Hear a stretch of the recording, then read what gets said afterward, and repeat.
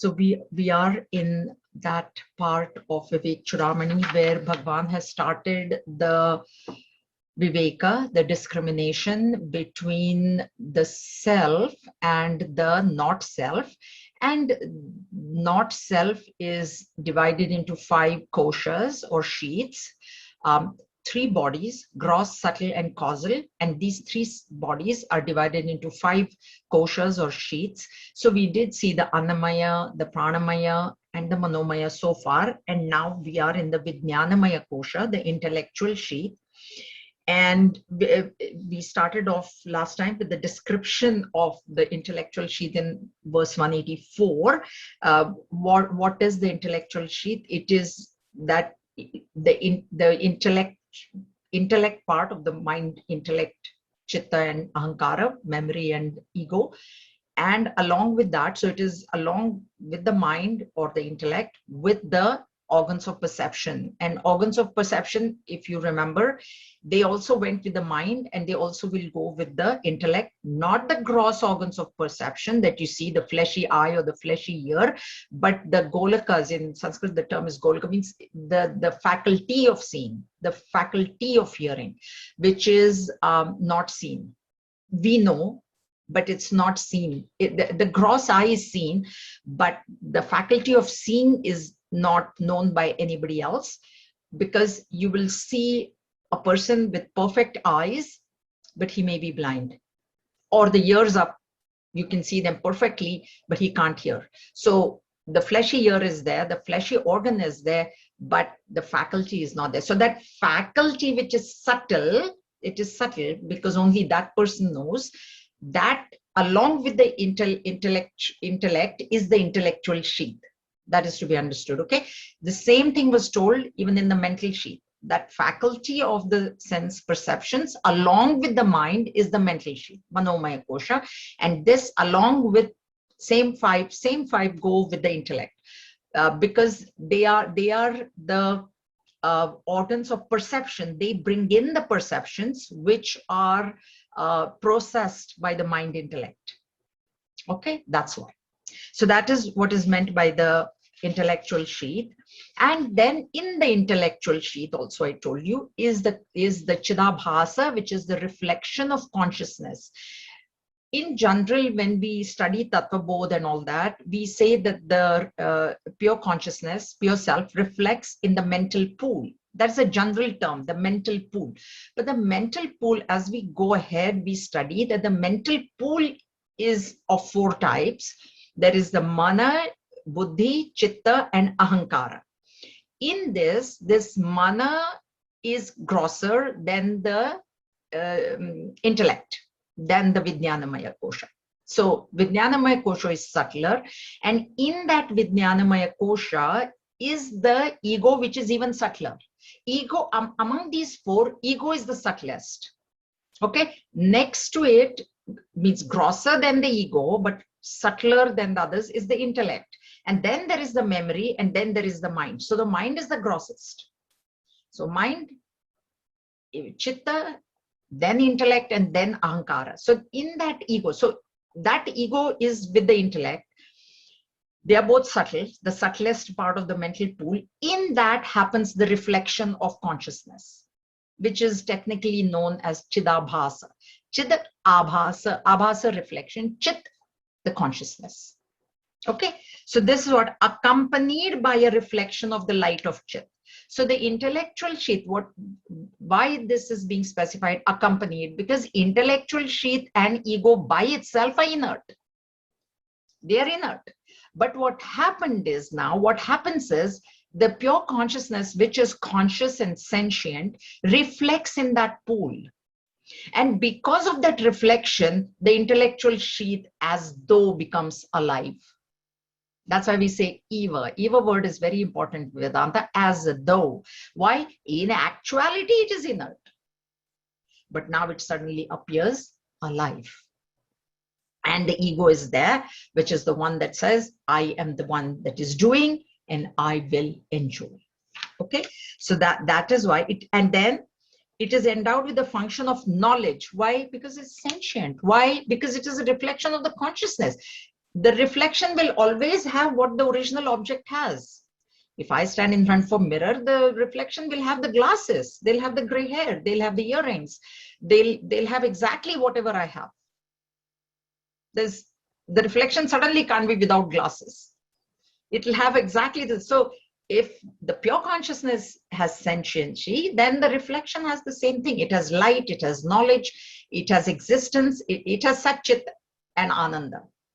It has all three, that reflection, because of which it thinks it is alive, and then that it identifies with the mind, and it identifies with the body, gross body, and that's why the gross body and the mind also appear alive. That's why the gross body is speaking now. By itself, the gross body is inert. But because that reflection is happening within, and it is passing on its consciousness into the body, into the gross body is able to move, speak, hear, touch, taste, etc., etc. Okay, and it is always completely identified with the mind and the gross body, and that is why the Chidabhasa says, I am tall, I am short, I am fat, I am. Chidabhasa is only a reflection. It cannot be thin or fat. It says, I am happy, I am sad, I'm sentimental, I'm compassionate, I'm loving. This is that identification. That's why it says it's always identified with the body and mind, that Chidabhasa. Okay? That's why it goes on say it thinks, and it borrows its reality from the pure consciousness, and therefore it thinks it is real. It thinks it is real. It is actually not real. It thinks it is real, and then it also borrows the shape and form from the mind and the body. And therefore it becomes happy or sad, and it becomes tall, thin, fat, thin, tall, short, whatever, beautiful, ugly, intelligent, etc., etc. And where is the beginning of this ego? It is Anadi. Why it is Anadi? Because the original object is Anadi. So pure consciousness is without a beginning. And then when will the reflection happen? It will also not have a beginning. So it is Anadi. But the difference is it can end in knowledge. Because if pure consciousness is Anadi and reflection is Anadi, and if like neither one of them ends, what is the difference between them then? Is there a difference between them? Yes, there is. And the difference is that the pure consciousness will not end. The ego will end. Chidabhasa will end. When will it end? When it recognizes itself to be only a reflection. Okay? And ultimately it ends when the body falls. So as soon as it recognizes itself to be the pure self, it will continue to function in this world as a falsified ego. That's the state of the man of realization. But until then, it is a beginningless. And it is the one that always says, I am the one. I do. Karoti karmani api purva vasanaha. It keeps on doing actions, purva vasana, as per its vasanas. It goes on doing actions, and it also thinks that I am doing the action. That is where the problem is. Doing action is not a problem. But thinking that I am the one that is doing it, and thinking that I will enjoy the results of it, is what is the problem, because the thinking is causing future vasanas. The action itself by itself is inert. Again, if you go to look at the action itself, it is inert. It cannot create vasanas. It's inert. Inert thing cannot create. Table cannot say, oh, I want an additional computer here. Can you please produce? The computer cannot produce another computer. So inert cannot produce anything. So karma also is inert. So it cannot produce vasanas. Then what is it that is creating the vasanas? Is the thought. The thought is as though alive. Because thought also is false. But it is as though alive for that moment. And in that moment of thinking that it is alive, if it thinks that I am the one that has done this action and I will be the one that will enjoy, that is now creating a vasana.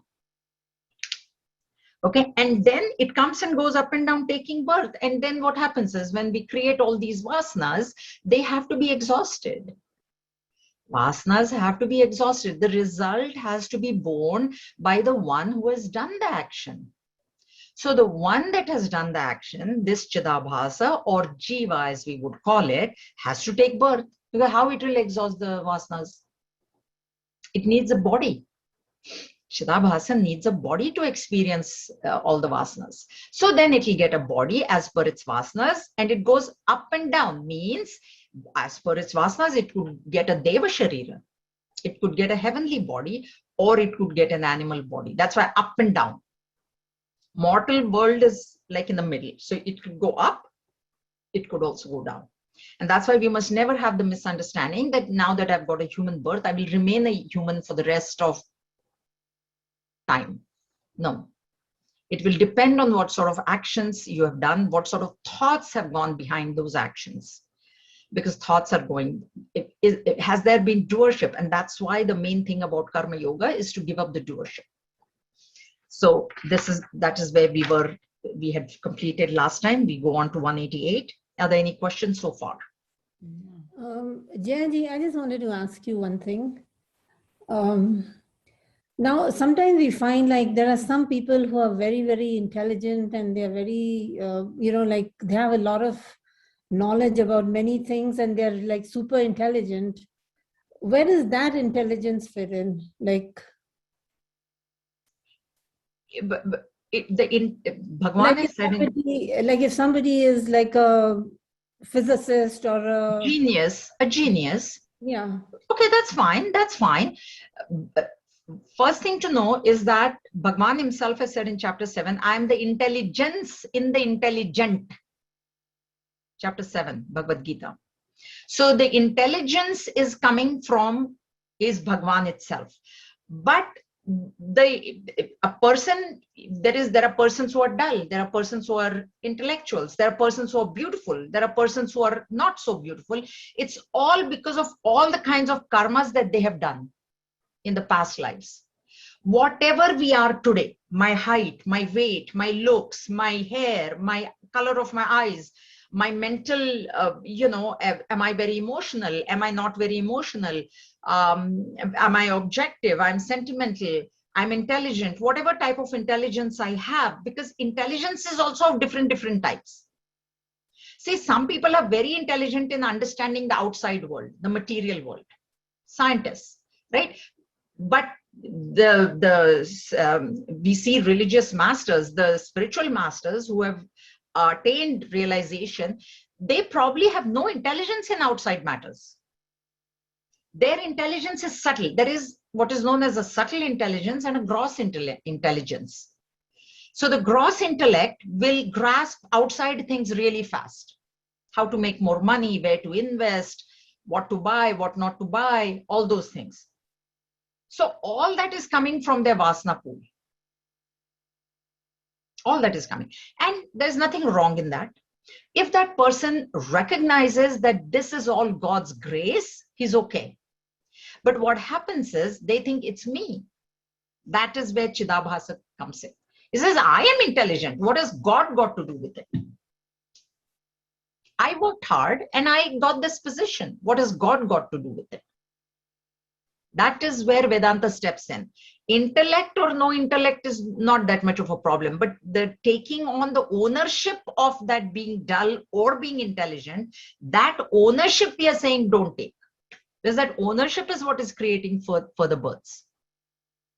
Not the intelligence. Okay, you're intelligent, do good work.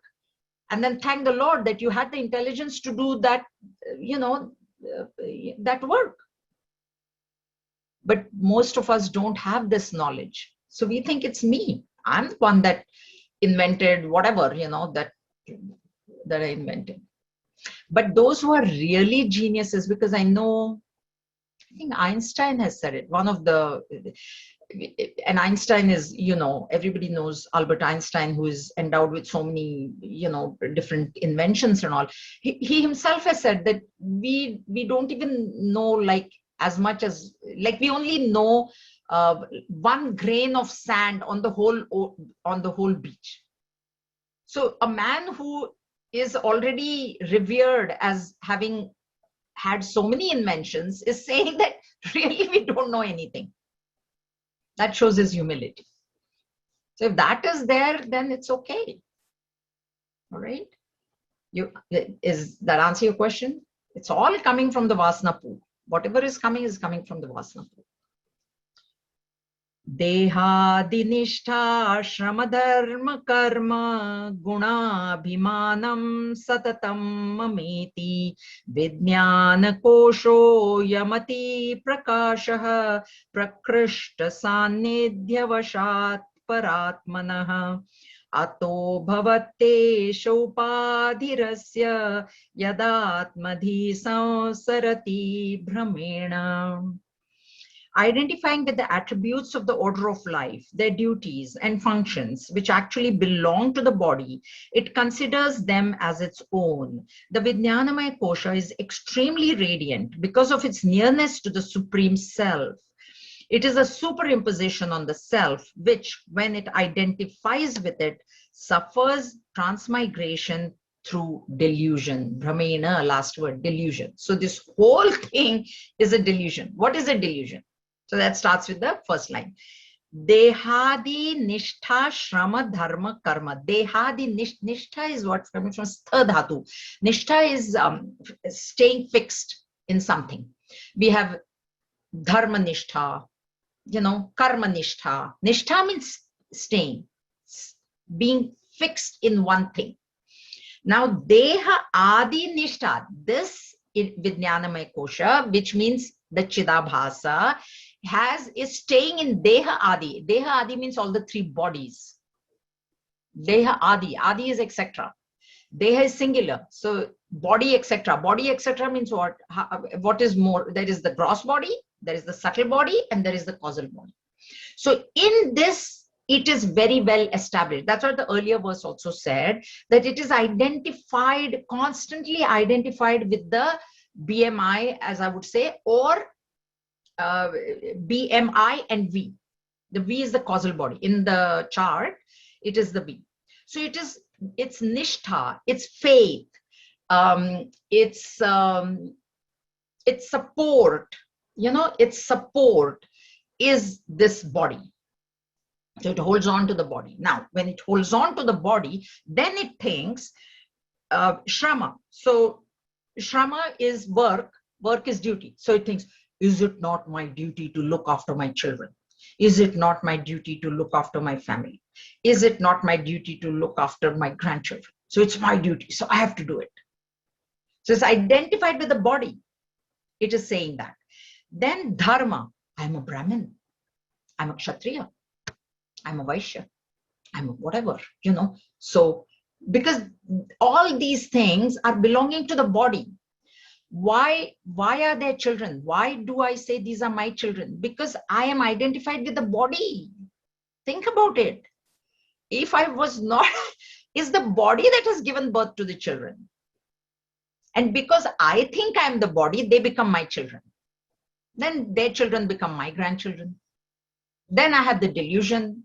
This my is the delusion. I am the body and these are my children. This is my family. This is my house. This is my car. This is my wealth. This is my account. This is my this, that. This is all coming from the Chidabhasa because its nishtha is in Deha Adi. Nishtha, identification, staying, being firmly affixed in. All this nishtha means. Okay, identifying with the attributes. Gurudev has translated identity. So identification, I'm so well rooted in the fact that I am this body. Am I not? Don't I think I'm 5'4", I'm female, I'm a mother, I'm this. I'm very well rooted in that. And functions, guna, abhimanam, satatam, mameti. Mameti, this is all mine. Mama iti, mama, aham and mama. Mama comes first. So this is the body and then all this is mine. I and mine, Gurudev defines as I and mine is attachment. This is me and this is mine. And now I'm attached. This computer is mine. This scanner is mine. This book is mine. This purse is mine. Whatever is mine. I am attached to it. I'm identified with it. So when something happens to those things, I get upset. Somebody scratches my car. somebody, steals my purse, then I'm upset. Guna, abhiman here is not ego or pride. Abhiman here is identification. Abhiman also means identification, one of the meanings. So guna, identifying with the gunas. Sattva, rajas, tamas. I say I'm sattvic, I'm rajasic, I'm tamasic. Because it's and functions, it's translated as functions because function is an action, and action cannot happen without the gunas. We have seen that many times. Okay, that's why. Because unless there is an interaction of the three gunas, no action can come out, no function can come out, which actually belong to the body. Because the self has got no gunas, the self has got no body, the self has got no dharma, no karma, nothing.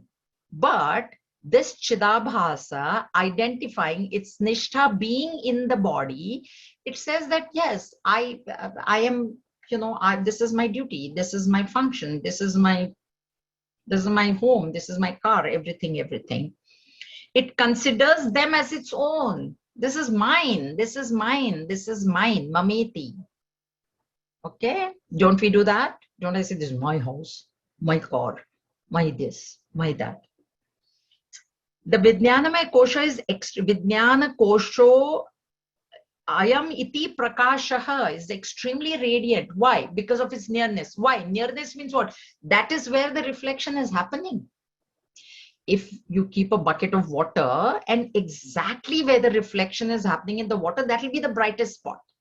Then that reflected light will go into the room and then it will light up the room. But which, if you compare the brightness will be most in that water. Right? Because this reflection is happening there. And the reflection is extremely bright. Why? Because the object is very bright. Your consciousness is extremely bright. Don't think of this brightness as the brightness of the sun, okay? Awareness. So it's very, very radiant, means not that it's shining, the light is shining out of our head or something, nothing like that, but extremely aware. And extremely aware in delusion of the fact that I'm the body. That's the problem. Being aware is not a problem. If you're very aware that you are that pure consciousness, no problem. But the problem comes when your awareness is in the body. So anything happens to the body, you're like, what happened to my body? Who said something? Who said this one hurt me? That one hurt me. So the awareness is there, but it's in the wrong place. The nishtha is in the wrong place. The nishtha is in Deha Adi. Okay. It is a superimposition on the self. So superimposition on the self means what? Means this.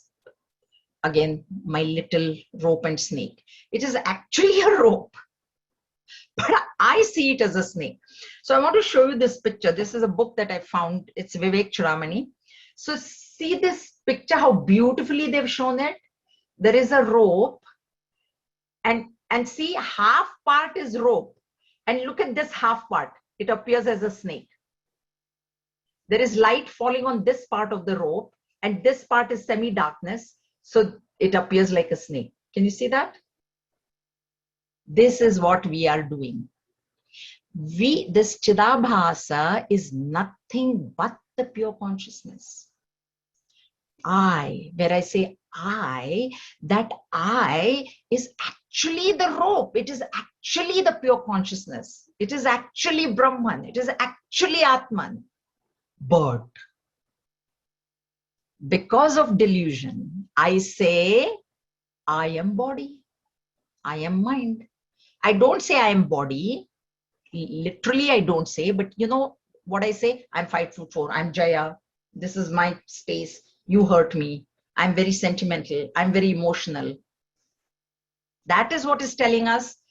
Nobody goes and says, oh, I'm this body, and all that. We don't say that. Nobody says that. But I do assert, I am Jaya. I am female, I'm 5'4", I am this, I am that. That assertion, the assertion, which in the transactional world, mind you, you have to do, but inside you must have your nishtha that I am not all this, I'm playing a role. That's why Shakespeare has said, the world is a play stage, and all of us are playing roles. As long as I know that I'm playing a role, As long as my nishtha is in that role, play the role to perfection. But play it as a role. The problem is I don't play it as a role. I play it as myself. I am doing it. See, I'm such a good mother. I'm such a good employer. I'm such a good employee. I'm such a good whatever. Understand it's a role. Oh, I'm great in my role as a mother. If you have that thought, I'm great as an employee. Yeah, my role as employee. Oh, I did it to perfection. I got a bonus. Thank you, Lord. But I am the Lord. I am Atman. I am untouched. I am a Sangha. Now all that will come. Next is description of Atman. So this is the this is a mutual, so Anonya Adhyas it is called, mutual superimposition. So what is happening is, if I give you the example of rope and snake, the snake is getting superimposed on the rope. And what is the rope superimposing on the snake is its reality, its isness.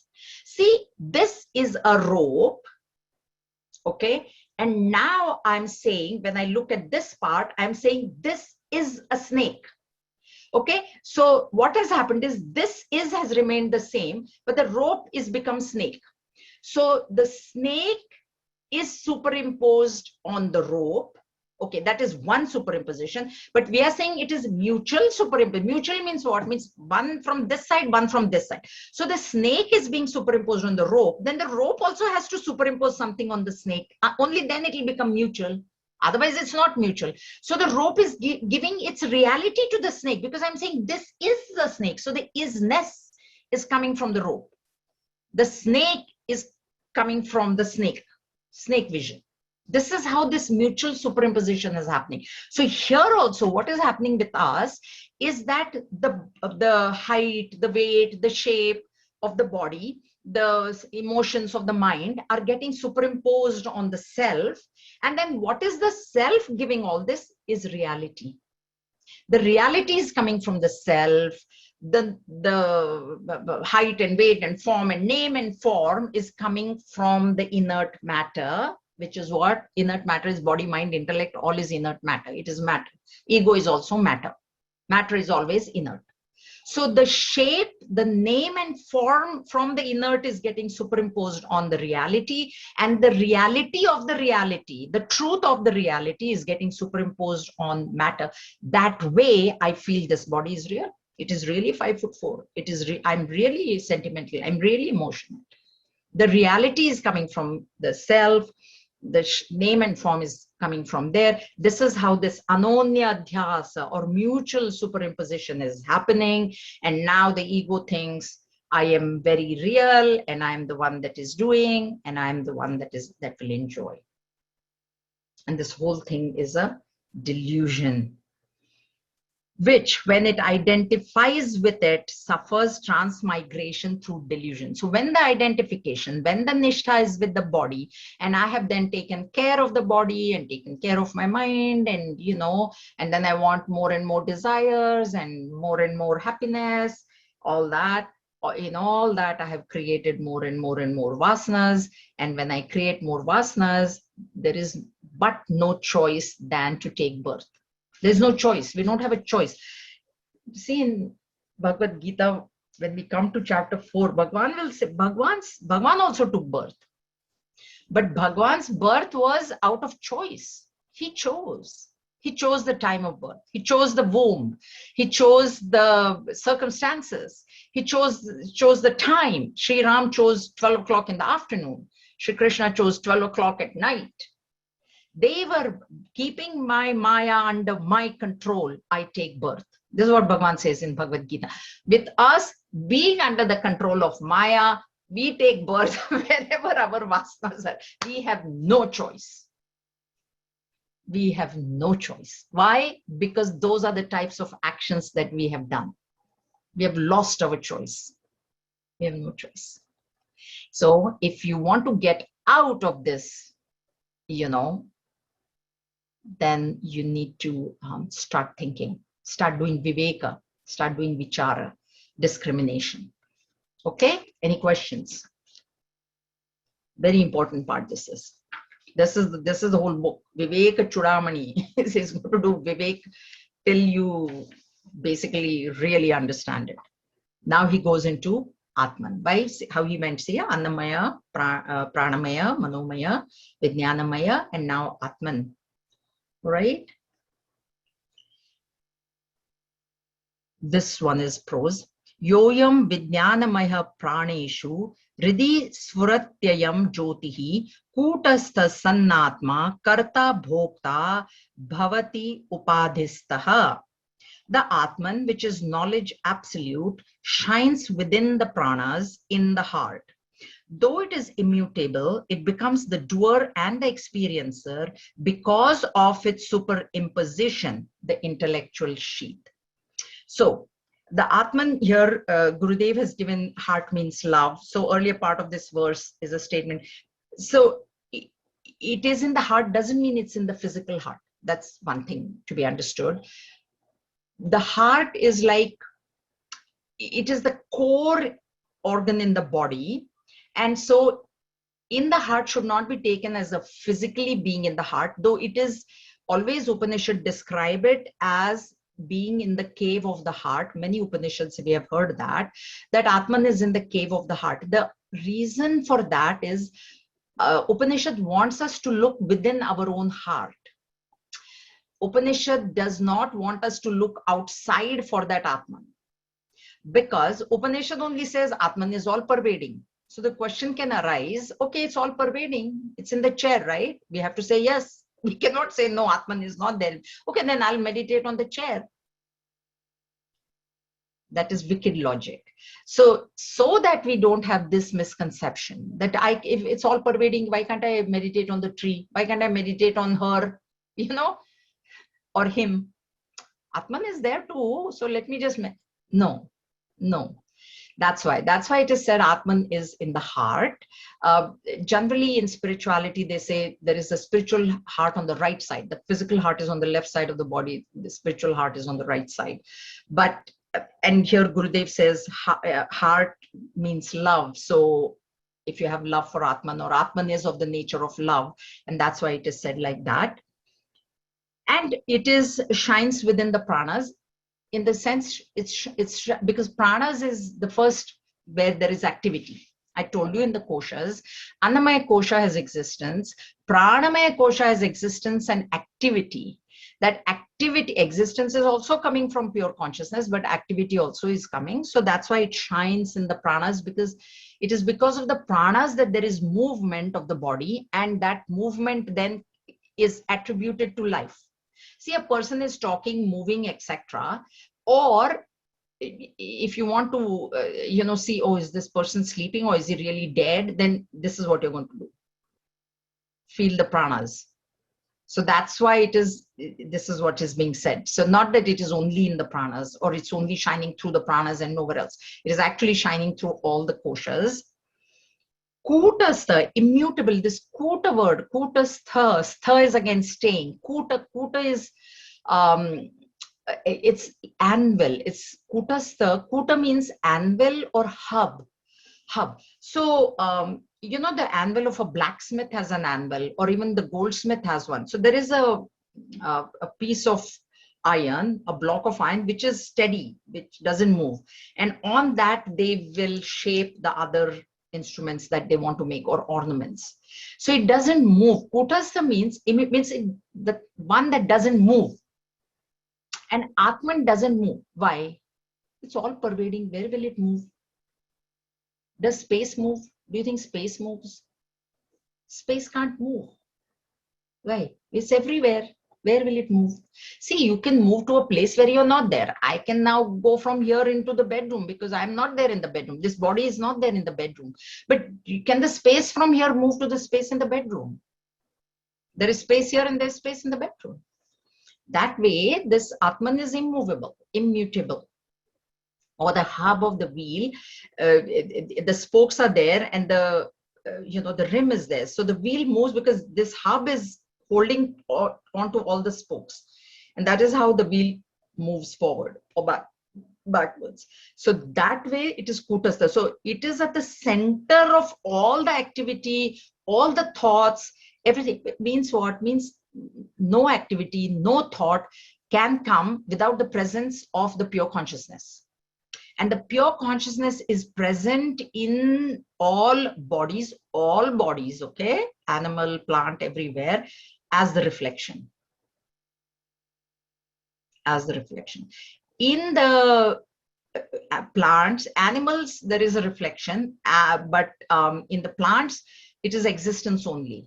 So there is no reflection. They don't have a subtle body. That's why they cannot think. The plant doesn't say, I don't like you, don't pluck my fruit, I won't give you a fruit. Plant doesn't say that, but the animal will say, don't take my cub from me, right? So there is that hierarchy, but the existence principle is there in all of us. Kutastha, it becomes karta bhokta bhavati. It becomes karta bhokta. Why? We just saw in the previous verse that this chidabhasa considers itself to be real, puts its nishtha, it identifies with the body, and then it says, whatever the body is doing, I am doing. Whatever I think, I am sentimental. I had this thought. So what should be our practices inside? See, outside we have to go on doing actions. We are living in the transactional world. We have to go to work. We have to this thing. So one method is that constantly remember that if I was not breathing, could I have done this? And where is the breath coming from? Is coming from God. So in any case, you go back to God, your journey, or you say that this body is alive and well and kicking because of the grace of the Lord. Or you can say, thank you, Lord, you gave, instead of saying, I had this thought, which was a brilliant idea, and I implemented it, and now there is success. Thank you, Lord, for giving me that thought. You can say that. These are the ways where you reduce ego. The ego has to be reduced. And who is doing this? The ego itself has to do it. Who is doing it? That also has to be understood. Chidabhasa only has to devalue itself.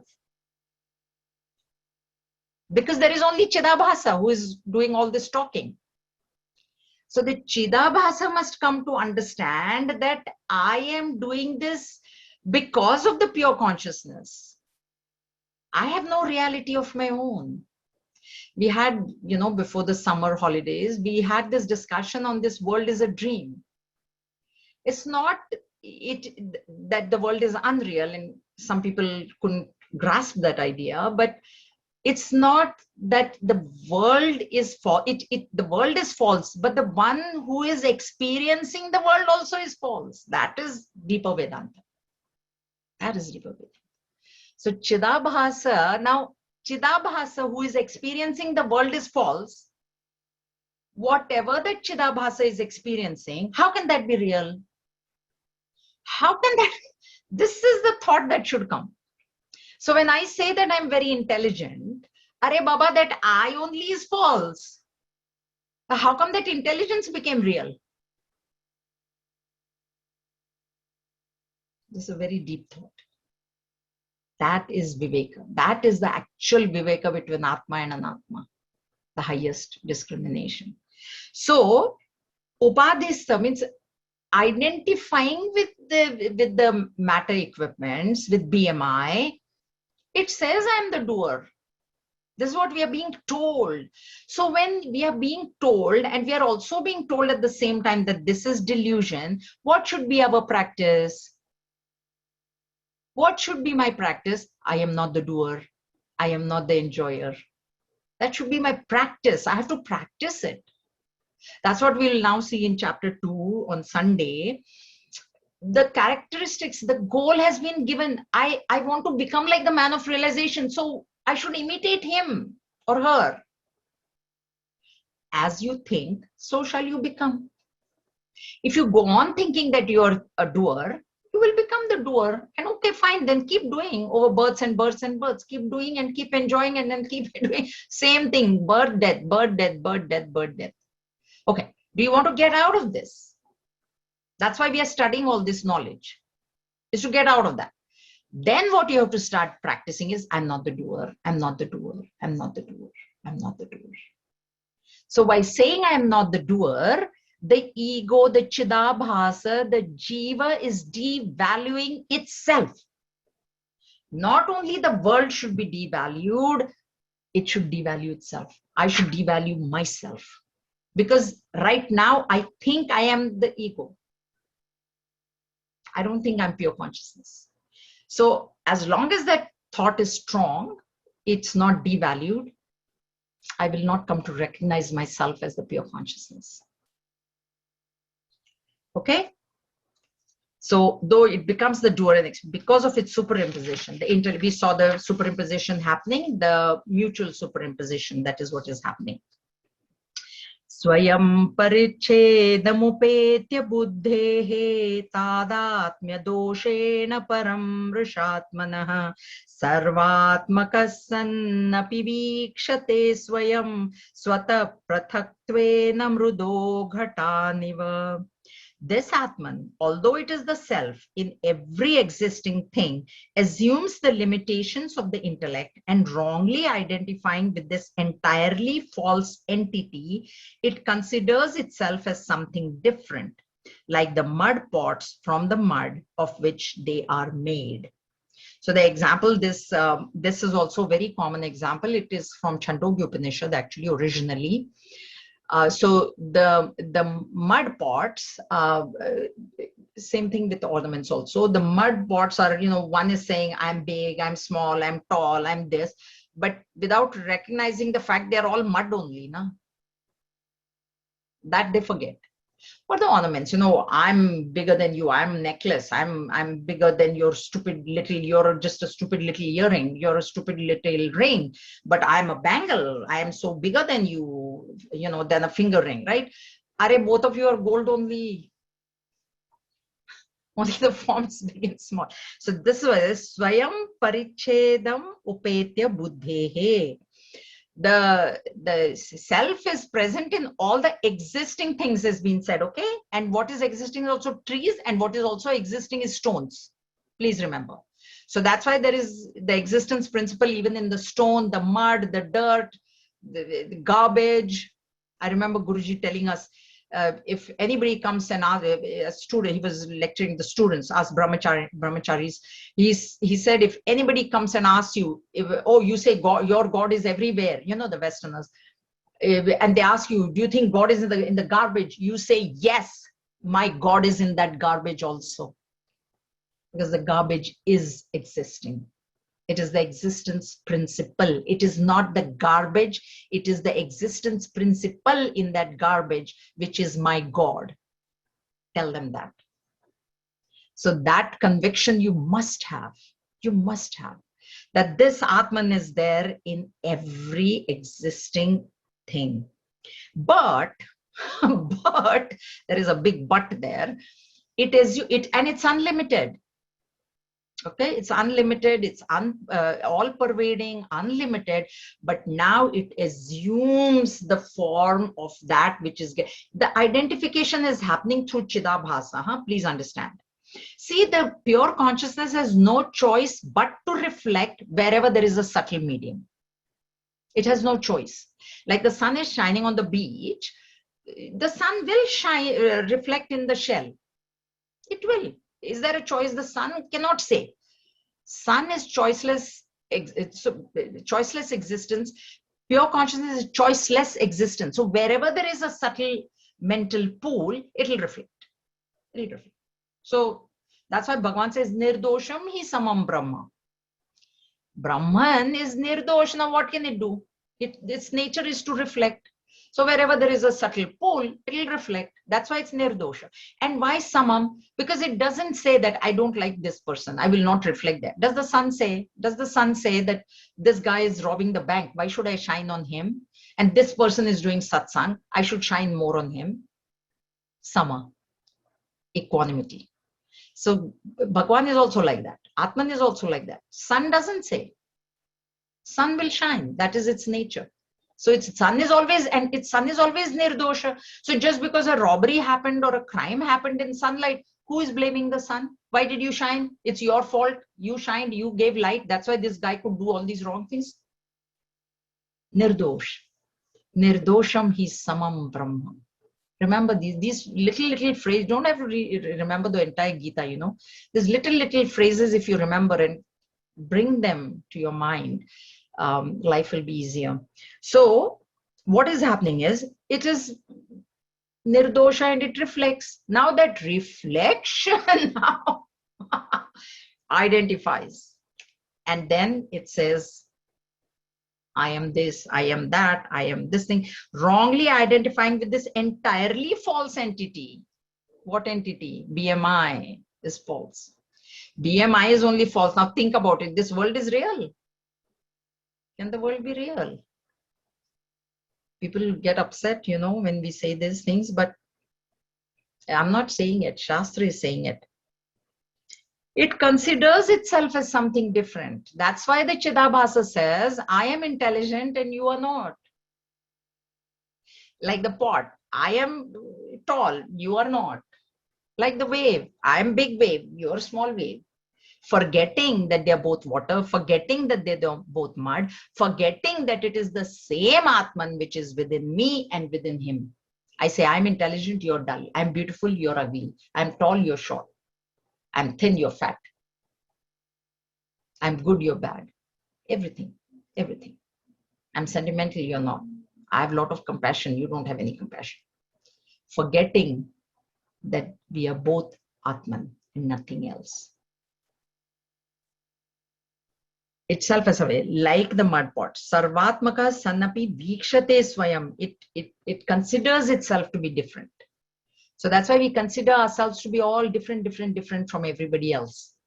Whatever ways. I'm rich, you're poor, I've got a big house, I've got a big car, I've got more intelligence, I've got this, that. All these things are coming because of this wrong identification with a false entity. Think about it. The false entity. And yet we take so much pride in our possessions. We must, you know, all those things have to be told. Why is this being told? The practice of this is to not do these things.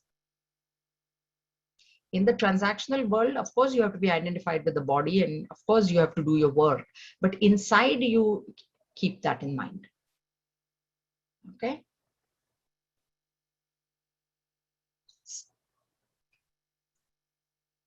उपाधि संबंधवशात् परात्मा युपाधि धर्माननुभाति तद्गुणः अयो विकारान् विकारिवन्निः सदैकरूपोऽपि परस्वभावात्. Even though the Supreme Self is by nature perfect and ever unchanging, due to its relationship with the superimpositions, it assumes the characteristics of these superimpositions and seems to act just as the equipment do, like the changeless fire, assuming the forms of the iron pieces which it turns red hot. So another example is given. We have seen another similar example of the black cold iron ball coming in the vicinity of the fire. So now the fire appears round, you know, like the ball, and the ball appears hot, I say. Why? Because originally it is not hot. Iron ball by itself is not hot. But because of its vicinity with the fire, it becomes hot. So fire gives this heat to the ball, and the ball gives its shape to the fire. Mutual superimposition. Anonya adhyasa. Here he has used the example of the iron filings. You know, or even they give the example of magnet and iron filings. The iron filings, when they come in close proximity of the magnet, they themselves become magnetic. Right? So they get that magnetism from the magnet. So here it says that by nature, the Atman is Asanga, perfect and ever unchanging. Why it is unchanging? Because it is not attached to anything. The rope is never attached to the snake. The rope never becomes poisonous because of the snake. The rope is ever unattached. Okay? But because of his relationship with the superimpositions, because through this Chidabhasa, who has now started identifying with the not self, now all these, it assumes the characteristics of the superimpositions. And that is what we mean when we say, I am tall, thin. It has assumed the tallness of the body. It has assumed the shortness of the body. It has assumed the loving nature of the mind. It has assumed the compassionate nature of the mind. All these are assumptions. Assumptions are not true, not truth. In truth, the Atman is always pure, perfect, and unattached always. Asangoham, asangoham, punah punaha. Again and again, remind yourself that you are that asanga Atma. You are not this body which is getting old, wrinkled, graying. No need to get upset because you are not that. It is the body. And that is the nature of the body. Matter will decay. Matter will disease. But Atma never gets decayed. Atma never decays. Atma never gets any disease. Okay, like the changeless fire seems to act just as, and it seems, that's why I say I am the one that is speaking. Speaking is happening because of the interaction of the gunas, and it is happening because of the equipment. I am only a witness to the speaking. If you can keep that thought, remind yourself that you are only the Sakshi. It'll help. It'll help. We'll stop here for today. We'll continue next Wednesday. What is liberation? Because that's going into the next topic. Are there any questions? Anybody wants to ask anything, say anything? No questions?